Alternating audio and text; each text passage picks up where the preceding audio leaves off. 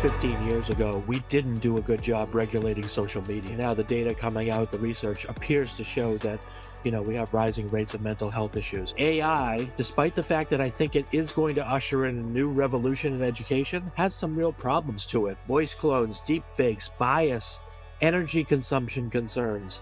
Plagiarism is the big one, of course, for the high school English teachers. Welcome to AI Experience, the podcast that demystifies artificial intelligence. My name is Julian Rodelsberger, and we are going to find out how AI is changing the world. And I'm very happy to welcome Jeff Riley. He's the former Massachusetts Commissioner of Elementary and Secondary Education and now works with Day of AI, which is a non-profit organization that provides free, hands-on AI literacy lessons and professional development for teachers. So today we will talk about AI in education and explore its impact on the classroom for the students and the teachers.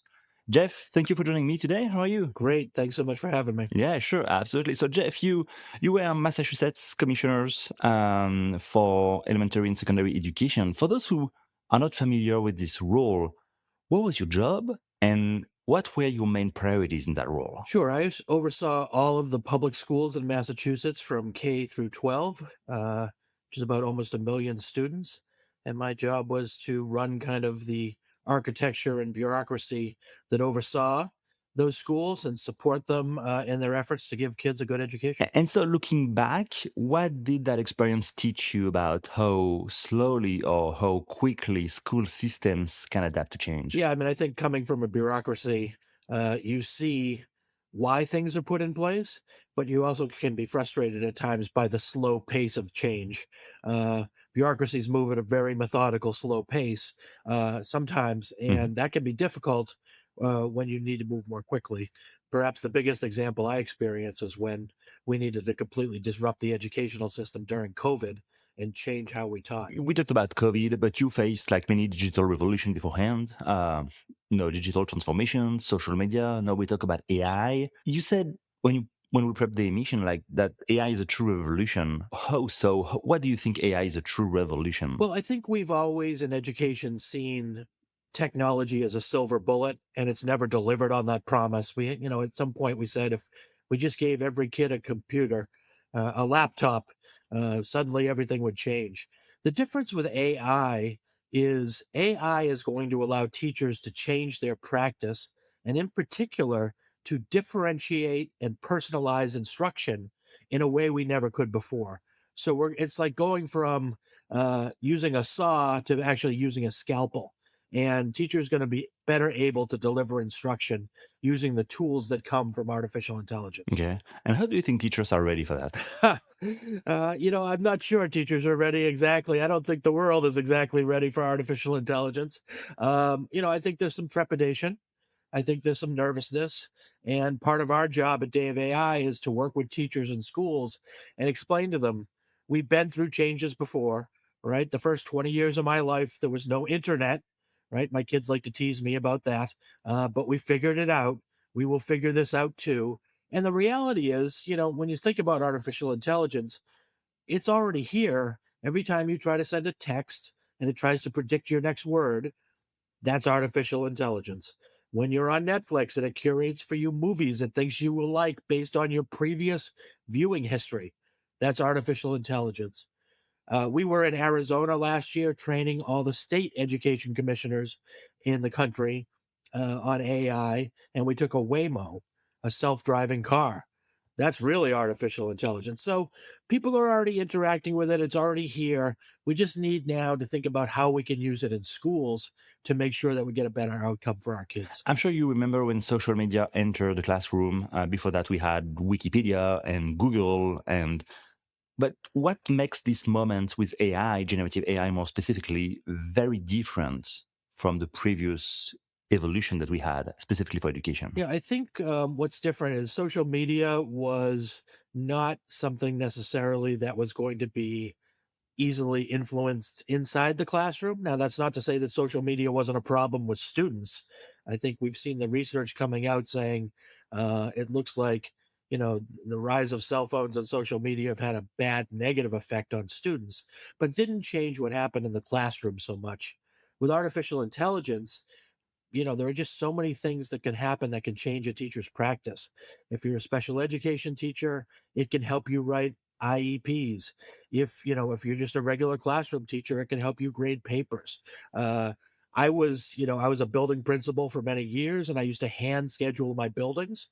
AI can schedule your building in, a matter of minutes. I mean, it's truly a profound technology that can change the game. Do you think AI will be implemented at the same pace for like elementary school and secondary school, or is it maybe easier with teenagers than it is with younger kids? Yeah, I mean, it's a interesting question, and I would say right now, teenagers are pretty adept at using technology. They're taking to AI very readily. And the tech companies have put some age limits on when younger students can start using artificial intelligence. That doesn't mean that kids don't have access to be, kids are geniuses at getting around and being able to use the technology. But I think what it does is it begs a question: when and how should we teach artificial intelligence to kids? And what does that look like? We have a pre-K to 12 curriculum about AI literacy, where we teach kids, I would say, and particularly in the elementary schools, in a very different way, often in an analog way, where we can teach kids how to prompt or to how to use questions when you ask Gemini or Claude or ChatGPT effectively in a way where you actually never have to touch a computer. Whereas once kids get older, our lessons are assuming that some kids have more facility with AI, and that they can use these particular And programs. AI is used, of course, in the classroom to help with education and pedagogy and help teachers and students. But I found an interesting 2025 Common Sense Media survey that says around three quarters of US teens say they have used AI as an AI companion at least once. And over half of them report using these tools on a regular basis. Are you concerned about the way teenagers, more specifically, are using AI right now? Yeah, I mean, I got into this space because, 15 years ago, we didn't do a good job regulating social media. And now the data coming out, the research appears to show that, we have rising rates of mental health issues. AI, despite the fact that I think it is going to usher in a new revolution in education, has some real problems to it. Voice clones, deep fakes, bias, energy consumption concerns. Um, Plagiarism is the big one, of course, for the high school English teachers. But the one that's only being talked about now is this idea of AI companions, which think of it like they're AI imaginary friends, right? And well, in some ways, that might be helpful if you can, ask a question and learn things without being embarrassed in front of your peer group. But some of the instances of kids using AI companions have gone off the rails, including self injurious behavior, including at least a case here in America where it appears AI told the student, you don't have to talk to anybody else about your problems, only me. And when the kid decided to kill himself, AI said, okay, this is how we're going to do it, and help the student actually kill him or herself. And so the question is, um, how do we educate our children to make them understand these aren't real people and these are just kind of predictive machines? And at the same time, how do you educate parents? That common sense media statistic you pointed to, I think, was a wake up call to the educational community in America, right? I mean, and that statistic did say that, almost three quarters of kids are using an AI companion or its equivalent in high school. But the other part of that statistic was only 30% of parents have any idea their kids are using AI at all, much less that they have an AI companion. So there's an education component here. We actually worked with Common Sense Media to develop a family toolkit um, that teachers and families can use to kind of educate themselves on AI so that they can talk to kids about how to use this tool safely and productively. When you talk to parents, what do you think they actually understand about how teenagers are using AI today? Yeah, I mean, I think we're seeing a wide range of understanding amongst parents about what they know and what they don't know. Most parents automatically default to the issue of plagiarism. They don't want their kids to be accused of cheating, so they want to understand, what the ground rules are, what's fair and what's foul. I was just at a training of parents last night for a school system, and they didn't understand about deep fakes. They didn't understand about the energy issues. They didn't understand how often AI is wrong and it's biased at times, and that it's subject sometimes to hallucinations where it can actually make up incorrect answers. I have ChatGPT on my phone, and I probably fight with it twice a day out of the 8 or 9 times a day I use it, because I know it's giving me wrong information. And so parents really need to understand this is a tool, but it's not flawless. It does have problems and it's not always correct. And then sometimes it's giving just bad information out to kids and to everyone. Yeah, you're right. It's a tool. It could be used in a good way or in a bad way. Um, just to be a little bit more optimistic about it, what are the most convincing examples you've seen of AI genuinely improving how students learn? Like, how is it used appropriately in the classroom? Yeah, I mean, that's the thing. When we present, we give the drawbacks, but then we also show, and I think I said at the beginning of our your show here today that I really think it can usher in the next revolution in education because we're going to be able to differentiate instruction in a way we never could before. And let me give you an example. You're an eighth grade science teacher and you're teaching about the design process. And maybe in Massachusetts, where I'm from, you're teaching about the Big Dig, which was a giant construction project here where they took the elevated highway and put it underground. And you have a classroom of a wide variety of learners. Well, for the first time, you could send a one-page summary to one student in your classroom written at a second grade level on the Big Dig. You can send another one-page summary written at a college level to another student in your class, who's gifted or exceptional, and then you could send a third one-page summary to the majority of students in your class who are reading at about a middle school level. And so you've differentiated that assignment in a way where you beam it to their laptop, you don't embarrass the kid, you're keeping him or her engaged, and then they can all do the activity together. Because what typically happened before that is a lot of teachers would have to teach to the middle, right? And then so you'd lose kids on the edges.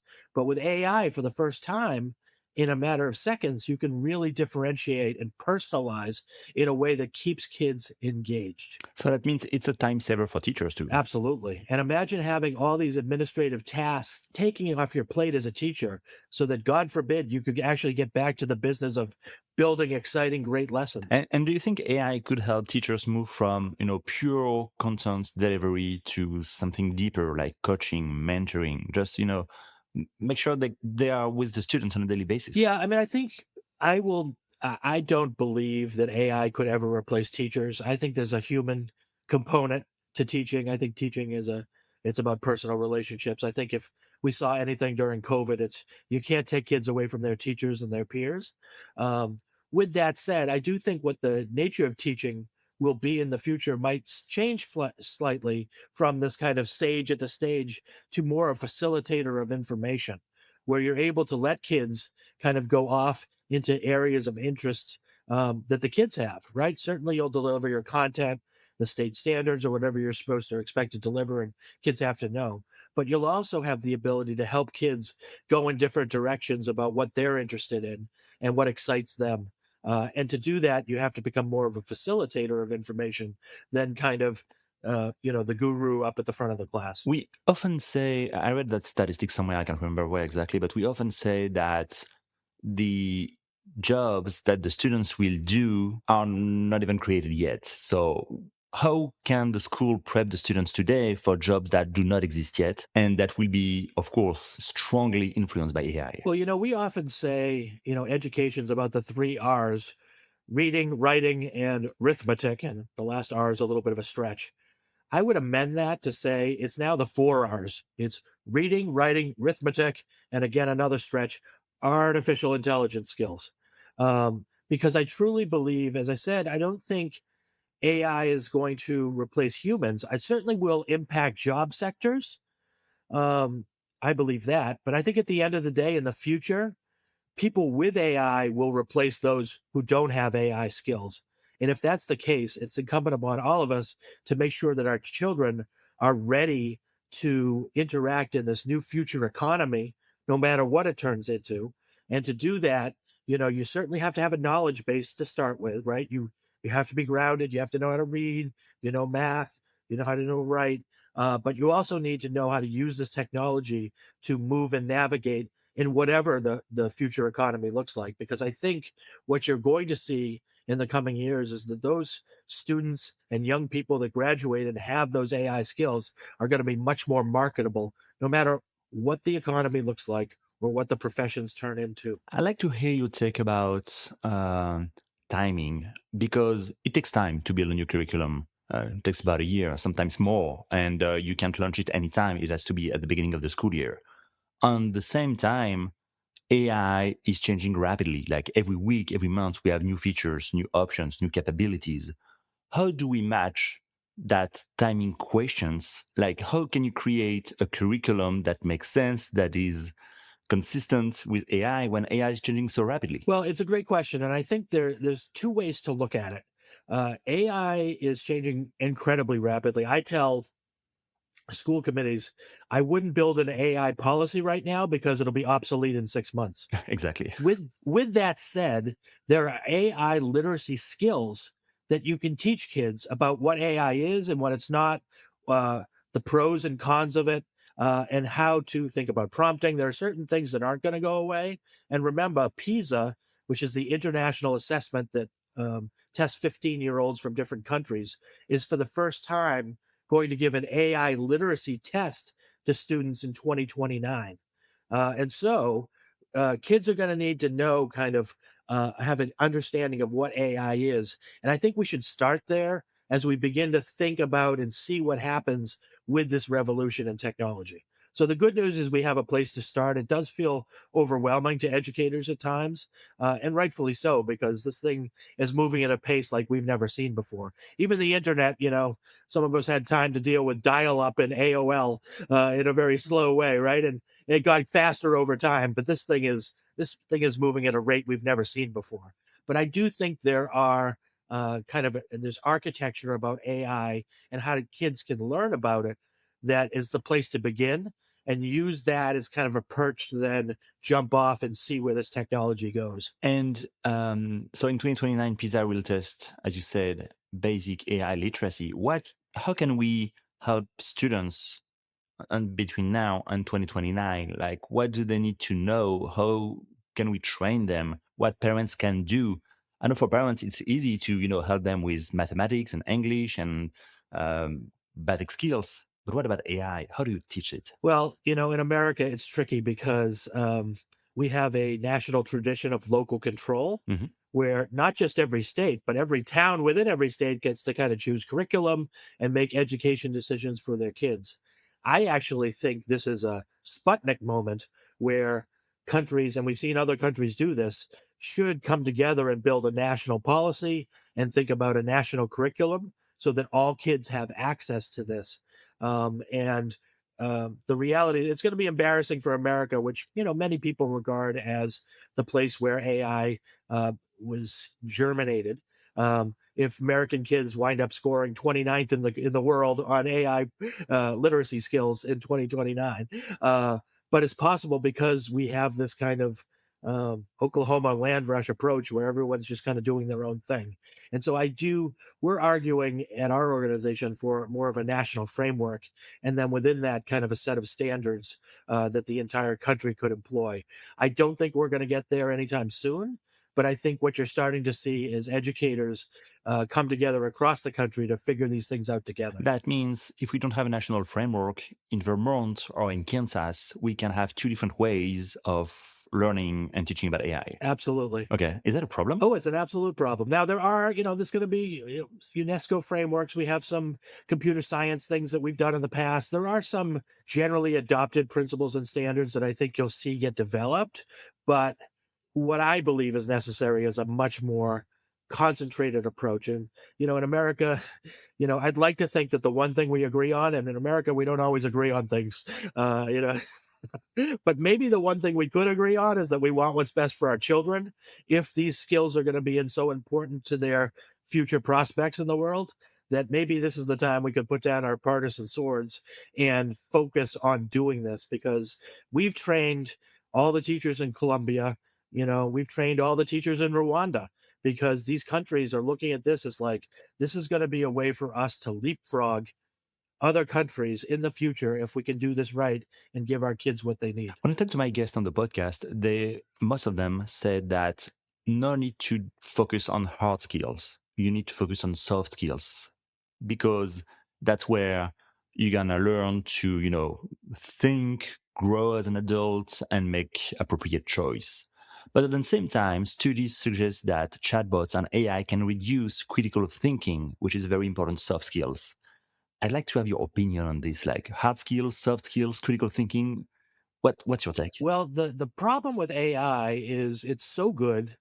If not used appropriately, we could cognitively offload our brain power, our mental muscles to the technology and turn into drones where we're just kind of drooling and accepting whatever the AI gives us. Now, we talked about earlier that sometimes AI is wrong, and that's a problem. So you can't just accept everything it gives you. This, I think, is why it's so important that kids and adults have a knowledge base to draw from first. When I think about what would be best for students is, we don't just give kids the keys to a car, right? We make them go through driver's education courses. We sit in the front seat with our kids and white knuckle while they learn to drive. We need to do something similar for our students with AI, where I think we can teach kids in analog ways about AI when they're younger, but I think at some point we need to give them an assessment that proves that one, they are proficient in reading, writing, and math. They have a knowledge base. And then two, they understand AI literacy before they're able to use this technology in a deeper way, almost like an AI license, if you will, so that we're not just allowing kids to use AI in place of their brain power. Right now, when I go around and train teachers, English department heads are up in arms about kids plagiarizing. And I heard a funny story recently where one kid used Claude to write his paper, and the teacher asked each kid to get up and read their paper in the front of the class, and the kid was mispronouncing all the words that AI had generated for him. So clearly, the kid didn't write the paper, right? And so I get that. We don't want the kids to just like, and kids are kids. They're always looking for shortcuts, but we don't want them to just, turn it over to the computer. There's a real danger here that we could give up what makes us human, which is our brain power, to the technology. And that could be a problem. When I speak to teachers about this, I say like, you could have a situation where a kid writes a paper with ChatGPT and never looks at it. He turns it into you.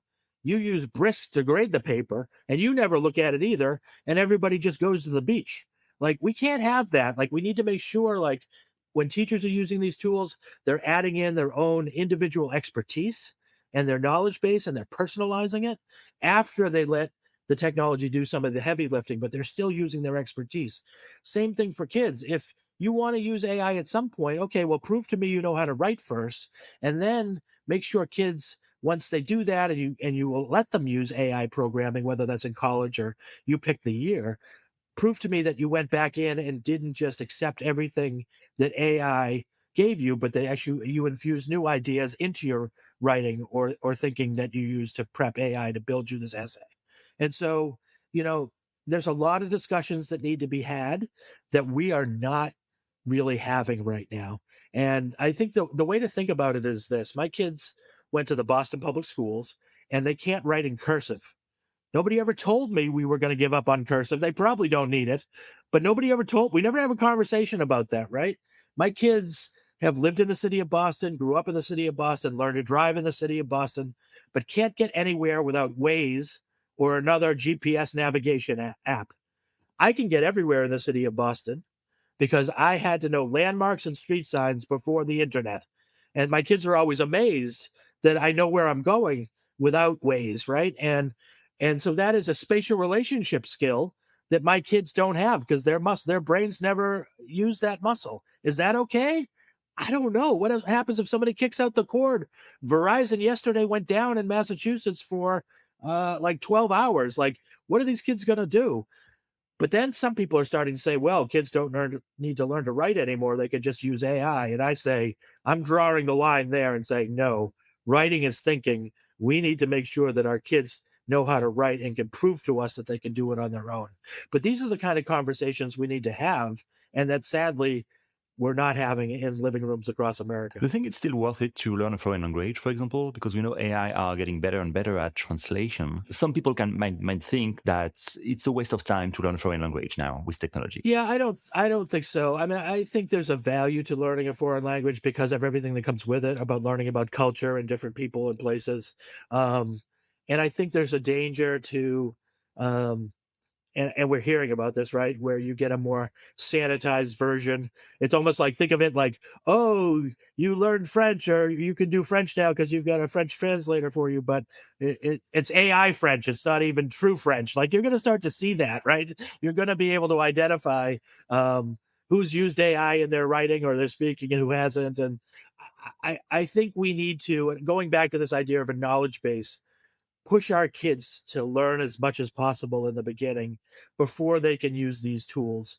And remember, kids learn foreign languages much easier when they're younger, right? It becomes much harder when their brains congeal and they're less plastic as they get older. So the time for kids to learn languages and to exercise that brain is when they're younger.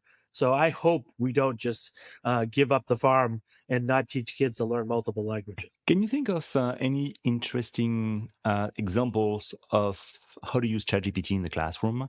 I'm just going to give you an example that one of my French guests on my other podcast shared with me. He told me that they ask something to ChatGPT, they take the output from ChatGPT and they criticize it and they try to reverse engineer the way AI is thinking to better understand it. So that was, I thought, one very interesting example of how to use ChatGPT in the classroom. Yeah, let me give you two examples, one for teachers and one for students. You're a teacher and there's a student who's been misbehaving in your class all day long. And you've got to write a note and email home to the parent to say, Johnny is not acting appropriately, and be forceful, but you don't want to be offensive. And I will tell you, the teachers throughout time have wrung their hands about how to write such a note to families. Um, Now you can tell ChatGPT, this kid has not been acting appropriately. I want to be strong in my approach, but I don't want to offend them. And within seconds, it can give you a template that's pretty good. And instead of spending 3 or 4 hours thinking about how you're going to word it, it can give you a base and then you could tweak it accordingly and it can save you time. So that's just one example how teachers can use it for themselves. But in the classroom, I'll give you an example just as a lesson with kids. You know, you can hand out kids a small Halloween size bag of plain M&Ms to each kid and you say, don't open it. How many M&Ms do you think are in this bag? And kids have different guesses. I think there's 12. I think there's 17. I think there's 11. Okay. And do you think the Mars company that makes M&Ms has one favorite color? Do they always put one of those colors in their bags more than others? And kids will guess, yes, I think there's more browns and whatever. And I say, okay, we're going to ask ChatGPT, and then we're going to compare what ChatGPT says to what the data in front of you says. And so you have the kids open up their bags, and it's like doing a little experiment, and they count, and they find out that they probably have between 16 and 20 M&Ms. And then they look at their data and say, oh, I have more browns, I have more blues, I have more oranges. And then you put on the screen ChatGPT, and it gives you the information that it thinks is real. And it tells you it doesn't put the same amount of M&Ms in each bag. It does it by weight, but typically there's between 16 and 20 M&Ms in a bag. And then you have fun because some kids were like, 16, I only got 13, I got ripped off, you know. And then you say, okay, now ChatGPT, give me the percentage breakdown of how Mars puts the different colors in to the bag. And it says, well, brown is 13%, red is 13%, yellow is 15%, green is 17%, orange is 18%, and blue is 21%. And I think I'm making these numbers up, but you can do it yourself at home. And then they compare what ChatGPT says to their data, and they say, oh, is this right or wrong, or why or why not? And blue, they say, ChatGPT will tell you that blue is the most prevalent, but at least in half the times I do it in classrooms, blue is not the most prevalent. So is that just because we don't have enough packages of M&Ms of data? And we can have that discussion with kids. And then we really have fun and we say, okay, now let's ask the same exact question to Gemini and the same exact question to Claude and see if it comes up with the same answer or not. Sometimes it does, sometimes it doesn't. And so we're teaching about the process, and we're teaching kids to be healthy skeptics and then of this technology, particularly when you start comparing one bot to another. Um, and that's just a way to get invested in the classroom by using these simple tools. And so I think it builds this idea of healthy skepticism. It leads to the most important conversation with kids, which is asking Grok or Claude to cite your sources, right? Trust but verify. After I show kids like some of the problems with AIs, there's the strawberry problem where until about a year ago, if you asked one of the programs how many R's were in the word strawberry, and I won't put you on the spot, Julian, but there's three R's in strawberry. But until a year ago, it would tell you either two or four, right? Um, about a year ago, also, someone saw that AI answered, "Where do cheeseburgers come from?" with like the following answer: cheeseburgers come from cheeseburger trees. And then it doubled down and said, which are found in cheeseburger orchards all over the world. Well, I've been searching all over the country for cheeseburger trees and orchards, Julian, but I haven't found any yet. And so kids begin to understand, like, oh, wow, this thing is not always right. I better be careful, right? You saw the lawyer, or you may not have seen there was a lawyer who submitted his brief to the judge pre-trial and had AI do it for him. And it turns out that AI made up the cases, and the judge knew that. And now I don't think he's going to be disbarred, but he's going to be sanctioned for turning in, work which was basically untrue. So how do we get kids to understand that and then to start, investigating in a way that is both helpful, productive, and exercises their minds? You dedicated your life to education. Now you work with Days of AI, which is, again, a non-profit organization that helps to better understand AI literacy. What do you like about your job? I love getting up every day and learning about this. I work with a lot of smart people. We're a small but mighty team. It's like a fusion of young MIT technologists and experienced, read that as old educators like myself. And they really know the technology. They're up on the latest trends, and we know how to apply it in classrooms. And so it's just been fascinating to do this work.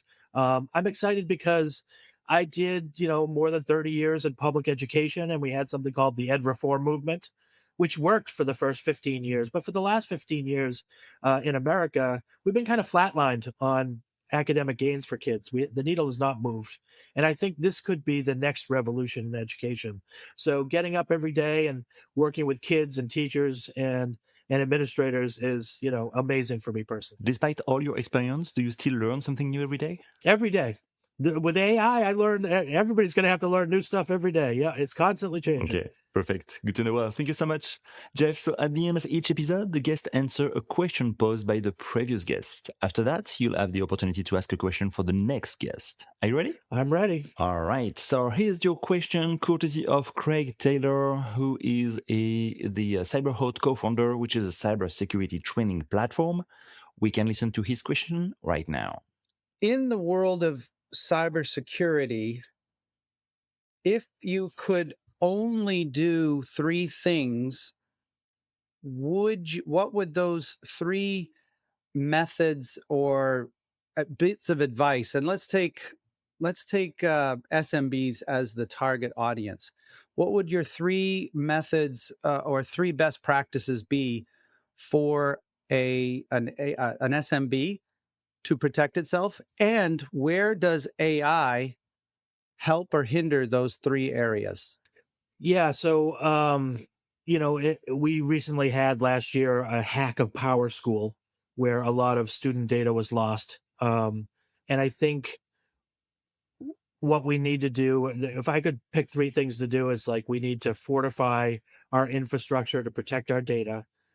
More than that, we need to teach our tech directors about maintaining student data and privacy, because there's a lot of vendors out there right now that are willing to provide so-called free product. But in reality, you and I both know free is never free. And so what are they getting out of it? A lot of time they're mining student data. And in this day and age, the children are already the most surveilled generation in the history of the world. We need to protect their data to make sure that they're not compromised in any way.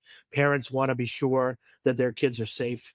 and that their information is not getting out there, no matter what that data looks like, from date of birth to photos or anything, right? And the third thing I would say is we need to educate parents about how, basically the internet is forever. Every time you use technology, that information is being tracked somewhere. Your keystrokes live on forever, right? And I had to teach my own kids about that when they were younger, and I first gave them cell phones.